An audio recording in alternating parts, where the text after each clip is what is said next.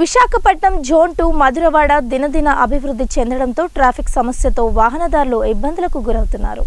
విద్యార్థులు పాదచారులు రోడ్డుకు ఇరువైపు ఉన్నటువంటి ఫుట్పాత్ నడవడానికి వీలుగా లేకపోవడం వలన తీవ్ర అసంతృప్తి చెందుతున్నారు.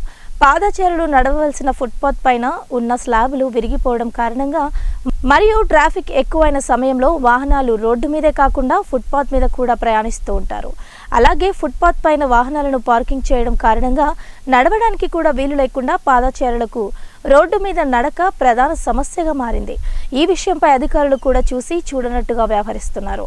అధికారులు వెంటనే మేలుకొని సమస్య పరిష్కారానికి చర్యలు తీసుకుంటారని పాదచారులు కోరుతున్నారు.